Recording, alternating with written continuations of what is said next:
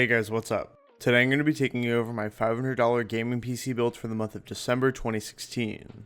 This PC is built to play all of the most popular AAA titles at 1080p and even tackle 1440p in some games. So as always, don't forget to hit that like button and to subscribe. Let's get right into the build. For the processor, I chose the Intel Core i3-6100.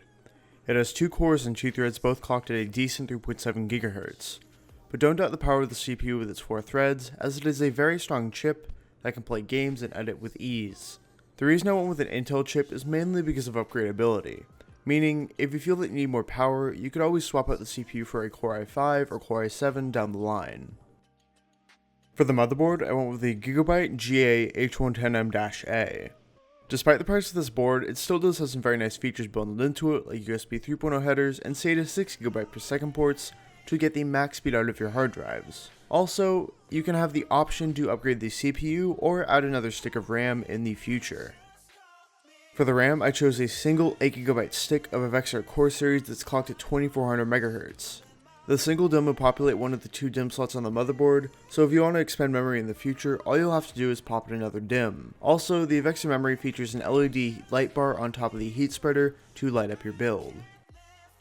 For the hard drive, I went with the Seagate Barracuda with 1TB of storage and a standard 3.5-inch form factor that also spins at 7200 RPM.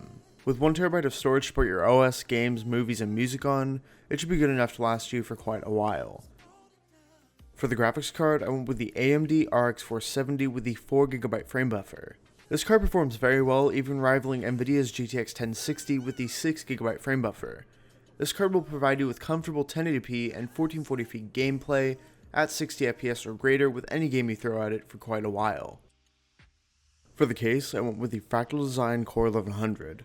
It's a micro ATX form factor case, which means it will support motherboards all the way up to micro ATX. It has quite a bit of room to make cable management easy if this is your first build. Also, it has USB 3.0 ports and support for 2 3.5-inch drives if you want to invest in an SSD or another hard drive in the future. And finally, to power the system, I chose the EVGA 430W. This is a very solid power supply with an 80+ certification rating and enough power to handle a graphics card or a CPU upgrade in the future. Now let's get into some benchmarks. For Battlefield 1 at 1080p, on the low preset you should be seeing 101 FPS, on medium 71, on high 53, and on ultra 34 FPS. Next, for Call of Duty Infinite Warfare at 1080p, on the low preset you should be seeing 147 FPS, on medium 125, on high 101, and on ultra 60 FPS. And finally, for Counter-Strike Global Offensive at 1080p, on the low preset you should be seeing 212 FPS, on medium 180, on high 157, and on ultra 138 FPS. And that concludes this $500 gaming PC build for the month of December 2016.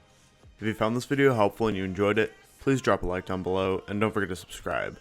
Thank you guys for watching, and happy holidays.